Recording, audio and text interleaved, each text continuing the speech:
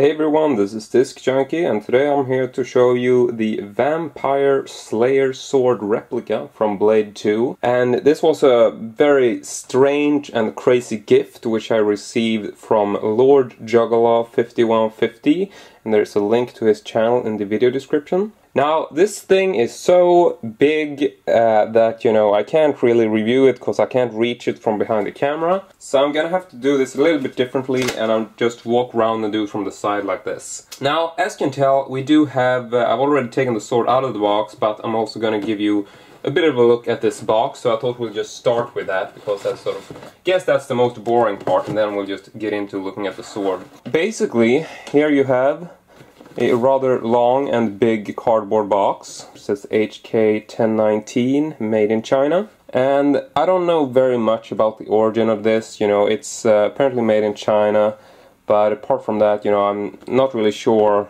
like what company made it and stuff like that. So yeah, there you got the same sticker at the other side of the box. And on the side, basically just says Vampire Slayer Sword.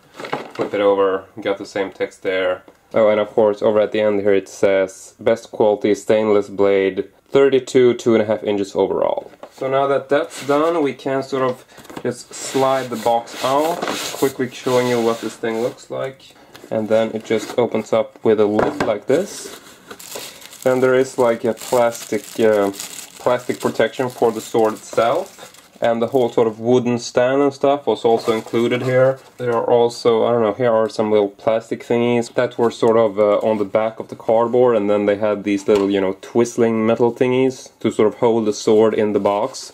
So, I don't think these are part of the actual stand or anything. It's just one of those little odd things that you throw away, but I kept them. And here's sort of like the official little tag thingy.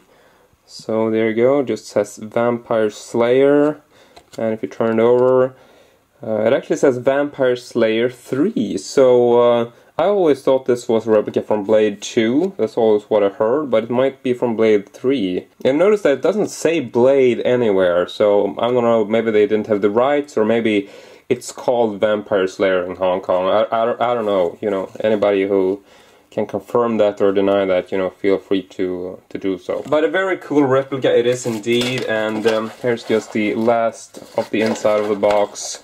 There's also like this paper sheath to put the sword in, just for protection, so that's good. But now, let's just move on and show you the actual sword, because I know that's sort of what you're all dying to see. Unless you're like a vampire, because then you're dead already. But now, let's just go right ahead and lift this thing off of the stand. Oh yeah, this is actually one of the things I want to mention, because this, I think this is an awesome sword. It's very high quality. But I feel that I need to mention one of the small flaws which I've sort of noticed. And that is not actually the sword itself, but the stand. As you can tell here, we got the sword sitting on the stand, looks pretty good. But you'll notice that, the sword isn't actually centered. I mean, you do have the handle on this side just sticking out that far, and then you have the blade sticking out way further. And this is not sort of like a preferable stand look to me. I would love to have the stand centered as opposed to sort of off to the right. But you can't do that, because the thing about this sword is that it's entirely made of metal, and it's heavy fucking metal. Even the handle is made of metal, okay? So if I actually move this, does that sort of equal? And then it falls, because the handle is too heavy. So if you're gonna put this on display, you're gonna have to have it somewhere like that. That's sort of like the best place. And the stand itself is kind of wobbly. It's a very sort of simple stand, made from 3 pieces of wood. And I suppose you could glue the stand to give it more stability, but I like to keep it as is. And this is basically how it works, just a simple piece of wood. And it's got like some kind of finish to it, so it doesn't look all that bad. It's a simple stand, but I definitely would have preferred it if they made the stand longer, so you could actually position the sword, centered as opposed to off to the right. But I don't know if this is important to everyone, but you just want to mention it, because it did bug me a little bit, so yeah. But anyway, now we have the sword here. It is quite a long sword, very sort of full length. I'm not entirely sure how long the swords in the movie are, but it is definitely quite a long sword and not like half scale or anything, so yeah, very, very nice. Now, the sword isn't actually sharpened. I mean, you can sort of go like this and it doesn't hurt you. Ah! No, I'm just kidding. But yeah, it's you could sharpen it up if you wanted to. It is definitely sharpenable, I suppose. And the end is quite sharp, so I mean, you could basically stab someone with this and it would definitely make a hole. But I'm not gonna do that because, you know, it's not really up to YouTube standards, I think. As for the blade, there's really not that much to show. I mean, you got a sticker here which says made in China. Not sure if we can make that out, but there it is. So, I mean, I actually think that the real payoff is the handle, which is sort of an odd thing to say. But I mean, just bringing this up for a closer look, I mean, you can tell that this is a pretty fucking detailed handle. Now, I know that I actually said that it's metal, but you know, feeling the handle right now, I gotta say that I'm not entirely sure. The problem is that it weighs a ton, and that's sort of why I always thought that it was made of metal. But, you know, regardless, it is a very nice paint job, looks pretty good. All these sort of little inscriptions and stuff, that's all sort of raised.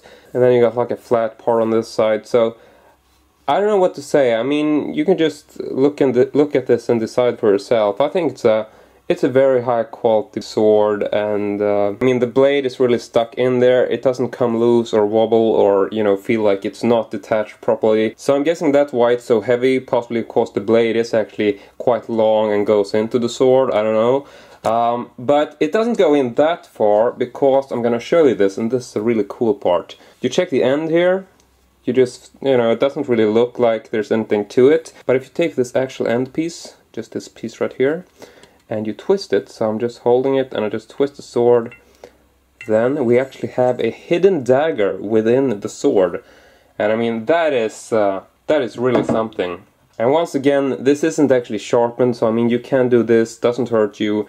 The end is quite sharp indeed, so you could stab people with it if you want to. I don't know why, but apparently people have a lot more enemies than I do, so yeah. Just, you know, giving you a heads up on that in case you feel that this is a proper mode of dispatching your enemies. I don't know. But anyway, here we do have the sort of hidden dagger, and I think that this is really cool. You know, it's got a proper metal blade and, you know, not the best sort of handle, but then again, it's supposed to be hidden weapons. I mean, I guess that's not really that important, but yeah, you could sort of hold it if you want to.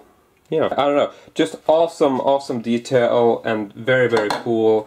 Now, I've actually never taken a detailed look into the whole of the handle, but I thought I would actually do that on camera, so I'm just gonna try to position this. Then I'm gonna use like a flashlight just to see if I can sort of shine into it, see if we can make anything out. But basically, you have like a metal pipe in here, which would, you know, account for some of the weight in the handle. So I guess that's sort of how they did it. I mean, I thought the entire handle was metal, but I think that it's the first sort of light part you see is actually metal, and I suppose that the rest of it is plastic, but I'm not entirely sure. It's very hard to tell with the weight. It sort of confuses you. But anyway, I guess that's it for the sword, and yeah, thanks again to Lord Juggalo 5150 for this. I'm actually surprised that you managed to get this through customs without any sort of x-rays or checkups or whatever, because I can't remember what you wrote on the customs form, but yeah. Either way, very, very cool gift. Definitely not something I expected to get in the mail, especially not from the States. But anyway, I guess that's pretty much it for this review. Just gonna position the sword back on the stand, like so. And, well, I really hope you enjoyed this. And, as usual, I hope to see you all next time.